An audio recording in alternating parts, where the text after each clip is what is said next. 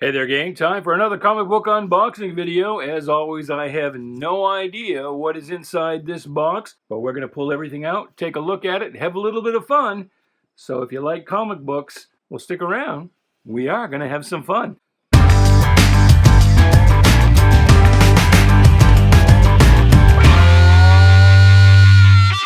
Hey there, Bubby. Welcome to Shanghai. My name is Duke, and this is an unboxing video.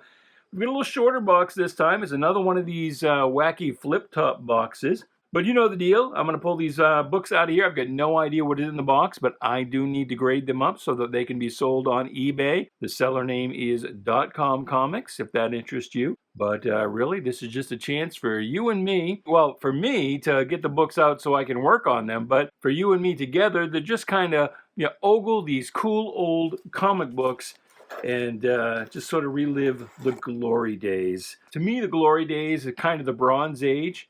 What is your personal golden age of comic books? Did you grow up with the newer books? Are you a Silver Age baby? Do you even date back to the Golden Age?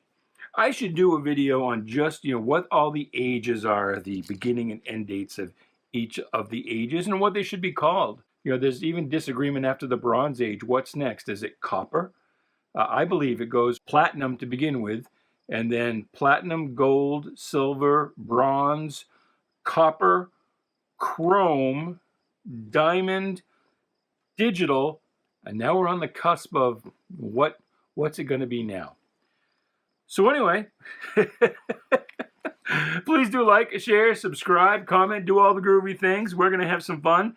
And let's pull out the first stack here and see what we've got to work with. And I don't know, even though I have no idea what's in this box, I just kind of feel like based on this first book, we're going to be all Bronze Age Marvel. We'll see. We'll see what we find as we get going. But this is, technically the title of this book is just Fear. On the cover, it's Adventure into Fear. And number 19 here is the first appearance of Howard the Duck. So if you ever see this book, you might not realize that that's kind of a big deal. And we've got one of them. We've got two of them. Initially, looks like that was for sale for $250, but it's going to go for more than $250, I'm pretty sure. Here is a third one. This third one has some water damage to it. Here's a fourth one. Here's a fifth one. Good Lord. Here's a sixth one. Well, and since it's out of the bag, let's just go ahead and take a look and I'll show you. In so much as Batman is not crowding me and taking all the room here. I will see if I can show you the first on-panel appearance of Howard the Duck. There he is right here. And he's looking kind of orange, as you can see. Not quite on model, not quite looking so very Donald Duckish. But anyway, that's him. That's what he's all about. Let me kind of see if I can fix that lighting a little bit. There've been some complaints about the lighting, and here in the kitchen, I'm just kind of dealing with this one desk lamp. All right. Hopefully that's not too dark for you. All right, so that's all the Adventure into Fears we have. Now let's see if we've got 7 issues of Inhumans #1. Nope, just one. Special Marvel edition. That's the last issue of that title before it became Master of Kung Fu. There is the first Master of Kung Fu. That is number 17. We've still got some glare there, don't we? Let's see what I can do. What can I do? Probably nothing. So what do you think? What's good for you? A little dark or a little glare? Let's go with dark, I guess. I have to get me some ambient lighting, I guess, is what I'll have to do. Howard the Duck, number 13. Now this is the one. There it is right there. We had a little trouble identifying this in a recent video, but that is the first full appearance of the rock band Kiss in comics, even before their Marvel Super Special issue that was printed with ink made with their own blood. This is their first full appearance. And Howard the Duck number 12, there's a cameo, kind of a last panel cameo. Here's Mr. Miracle number 3. I don't know why Mr. Miracle's all in white. Is he supposed to be? Or is that a coloring error? I'll have to look that up. Here's number 2, a fairly decent looking copy. I still got a little glare there, don't I? Sorry about that. We do have another Inhumans number 1. Supervillain Team Up number 1. That's cool. Got some paper shearing here, though, unfortunately. The Cat number 1. This is a nice book. It only lasted 4 issues, but it was written by a lady, drawn by a lady, starring a lady, the lady who would go on to become Tigra. But and the suit, of course, would go on to Patsy Walker, who would become Hellcat. Here's another one. Boy, this is like an all duplicates box, isn't it? I wonder if this is a couple of collections culled together, or if we happen to get in a collection that had a lot of duplicates in it. Hard telling, not knowing. Yes, indeed. But we are, as I predicted, a lot of Marvel here. Werewolf by Night, number 3. Mystery of the Mad Monk. There's number 2. Like a wild beast at bay. That's my that's my movie trailer voice. I should do the honest trailers.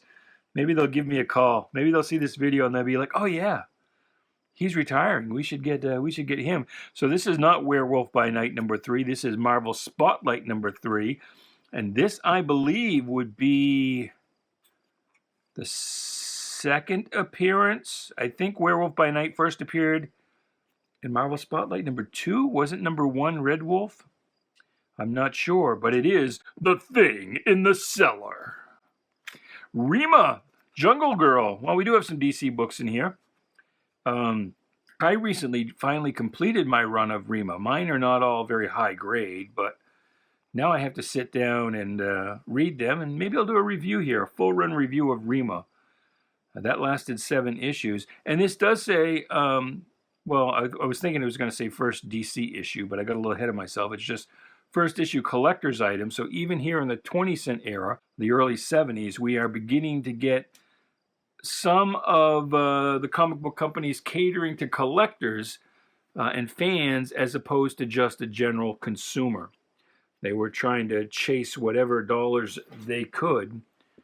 But Rima initially appeared in other media. I think she was in a novel, and I'll have to put the title of that down below on screen because I can't remember what it was. Here is SHAZAM number 1, the original Captain Marvel.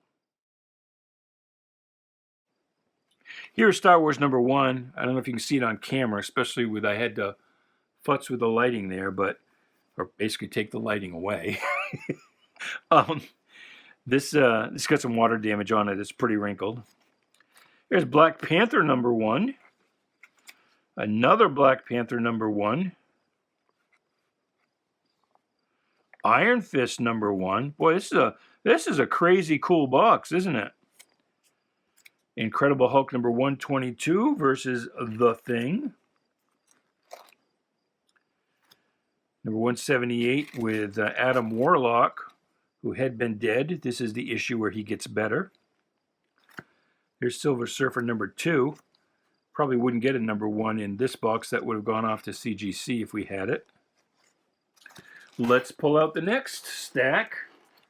See what else we have. Monster of Frankenstein number 1. I need to start putting this series together. That's not a very long series either, but it's got some fantastic Mike Plug art in it. So there's one of them. There's 2 of them. There's 3 of them. Wow. Iron Man number 47. Apparently this was on sale for 10 cents at some point. Some second-hand shop. Number 54 versus old Subby. There's another supervillain team-up number 1. Marvel feature number 11. So I believe this was the first of the Thing team-ups. And after a few outings here in Marvel feature, that would carry over into Marvel 2-in-1. Now we're backing up into the Silver Age. Strange Tales number 120. Human Torch meets the Iceman. I'm not 100% sure, but this might have been Iceman's first appearance outside of the X-Men title. It would have been pretty early on because I think the Torch started in Strange Tales, I think 101, which was concurrent with Fantastic Four number 7. So this would be pretty early in the life of the X-Men. I bet this is the first Iceman outside of the X titles. Marvel Spotlight number 7, so that's just the third appearance of the Johnny Blaze Ghost Rider. His first appearance was Marvel Spotlight number 5, which has gone for crazy money lately in high grade, in like, a 9.8. But we're talking, 5 digits. Here's number 8. Here's another 8. Nick Fury, Agent of S.H.I.E.L.D. with a groovy Steranko cover. There's number 1 of that. Invaders number 1. Wow, this really is an all-key box, isn't it? I did not plan that, but that's cool. Fantastic Four number 110. Unfortunately, this is the regular cover. There is a coloring error where all the skin tones are green, so it makes it look like Reed Richards is having a little bit of a seasickness here in this alien dimension. And if you find that one, that's something you want. If it's in high grade, get that CGC'd and off to eBay as quick as you can. Here's Fantastic Four number 100. That's cool. Very nice. I don't know. Does Crystal have these laser powers? I didn't know that she did. Power of Warlock number 1. Night of the Man-Beast. Black Goliath number 1. Nice. It was only a 5-issue series, but it's a cool thing to get if you can. Pretty cool.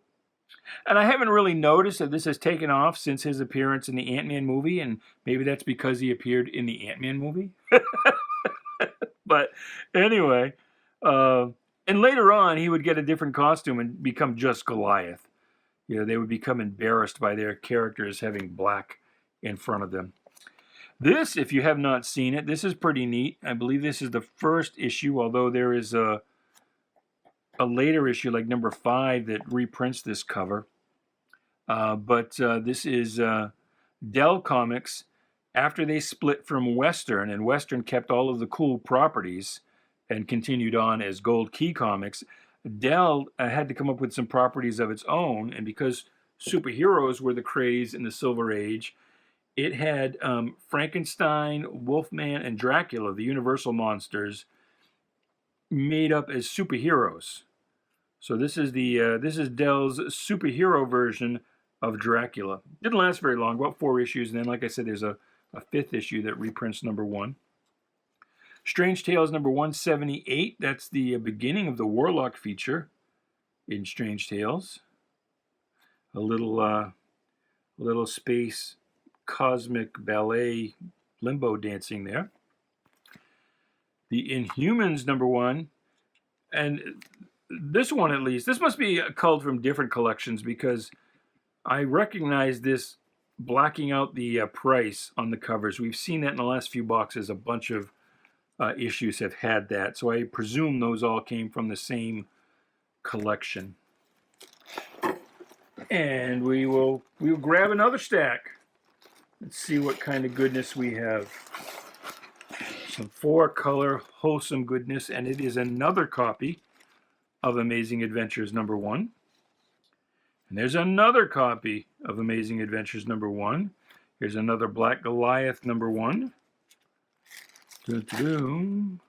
Submariner number 13. Death, thou shalt die. Submariner 14. This is not Johnny Storm. I believe this is the original Jim Hammond Android Human Torch. Number 15. These bags are all stuck together, but luckily they have backing boards, which is making manhandling them a little easier, a little less damage inducing. The Spell of the Serpent. And we have 2 of those. The Man Called Barracuda. And there's another Barracuda. There's number 11 with a cool in the scope cover. This is one of those, oh shit, I'm about to die covers. You can imagine what the guy looking through that periscope is thinking. It's kind of a groovy, very, very Kurt Swan, George Klein, Silver Age Superman looking alien. But he's flown over to Marvel and is fighting the Submariner. Submariner versus Tiger Shark. He was cool. That's number 6. Another number 6. Whole bunch of subbies. Here comes some more subbies. Subby McSub. Number 6. Here's the famous photo cover. And I've told you before, and God, I wish I could find the posting. I can't even remember what group it was in. Some Facebook group. I think it was Comic Book Historians, but I'm not sure. And we had a big, long discussion that, frankly, I initiated over what this stock photo is a photo of. And it seems like we got pretty close to narrowing it down. And I can't remember what the final decision was. It's not the JFK funeral procession. It's in New York. But anyway, if you know, leave the comment below. Here's number 3 with Triton of the Inhumans. On a clear day, you can see the Leviathan. Here's number 4. Sticky, icky, ucky bags. Remember, kids, polyethylene, polypropylene bags, every 5 to 7 years, you want to ditch them. Get some new ones. I've tried to talk the owner of our company into, because every customer we have needs comic bags, comic boards, and there's lots of empty factories here in Maine that we could convert over, make our own bags. Mylar sheets aren't that expensive, just big long sheets of Mylar, or even the poly bags. And we should manufacture bags and boards as a sideline. But he's not real interested in it. I think it's a great idea, but I grant you that making your own bags and boards isn't really sexy. Not so much as dealing in comic books or branching out into toys or video games or other things. But that's what I would do if I had the capital and this was my company. I would get into manufacturing bags and boards. There's Captain Marvel number 3. From the Ashes of Defeat. Da da da da da. Sorry, got a little carried away that time. Here's number 19 in the new suit, the preferable suit, I think. Great Gil Kane art in these later issues. And they build him once he's in the new suit as the sensational new Captain Marvel. When walks the Mandroid. And backing up to the old suit, the moment of the Manslayer. Oh no, this is a very modern cover with no word balloons and no cover hype at all, no lettering. Unlike here, where it's while a galaxy beckons. A galaxy, oh no, that Zoe might live, a galaxy must die. Dun dun dun.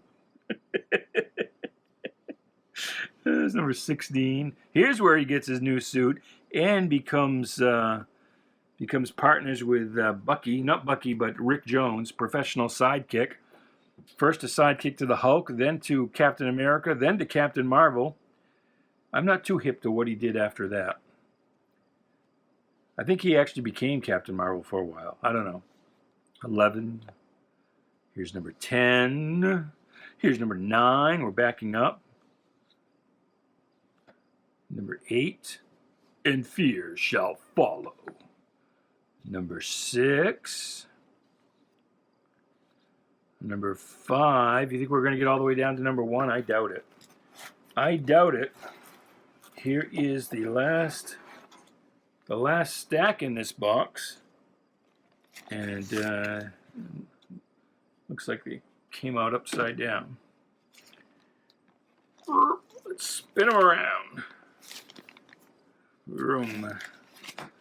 So here is some Warlock action. We got multiple books in there. We do. We do have multiple books in there. There's the number 11 that we saw. And there's number 12. That's Gamora.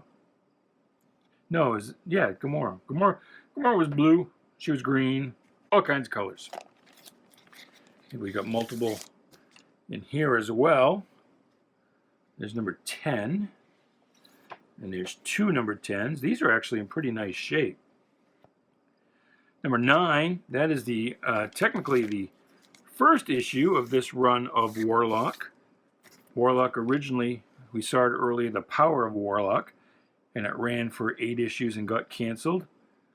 Then 5 or 6 years later, it came back under Jim Starlin after he was first in Marvel Premiere.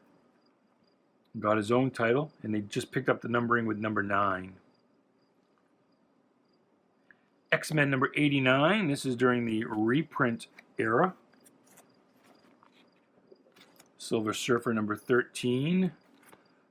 Marvel feature. Oh God, there's a whole bunch. And is this a bell bag?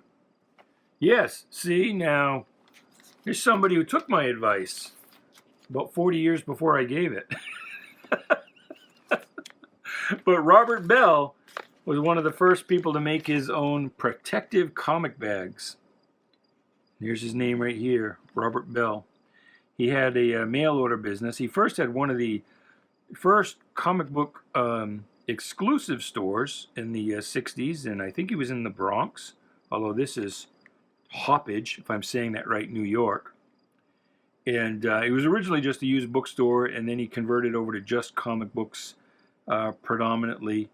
I don't think he ever sold new books. He was always used, but then, you know, comic books, I mean, stores that carried new comic books really didn't come along until like 68, 69, and really weren't a thing until the early 70s, and it wasn't until 77 or 8 that the direct sales market came along. So anyway, let's see how many of these Marvel features we have, because this other pack has one.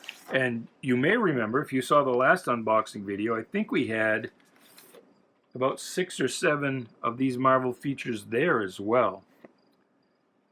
And I think Red Sonja ran in Marvel feature before she got her own title in her own name. I can't remember which one came first, but I think it was Marvel features. So we've got 1, 2, 3, 4, 5, 6, 7,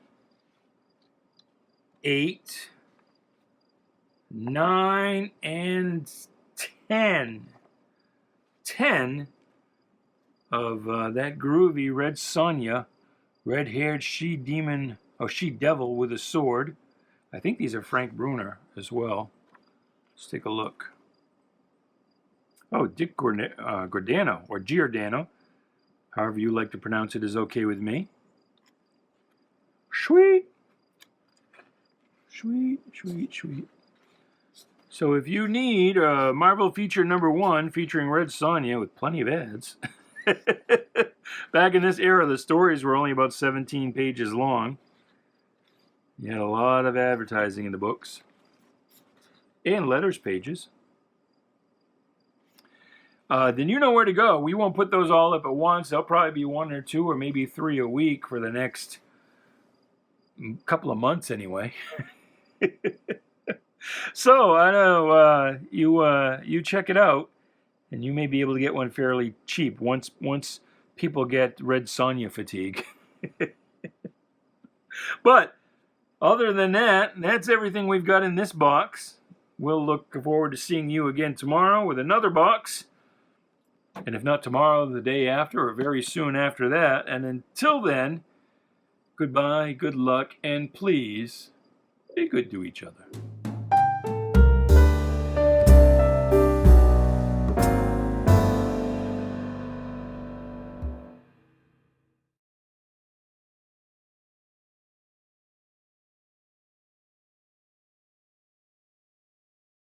God, I wish I could find the posting. I can't even remember what group it was in. Freaking fly in the camera there.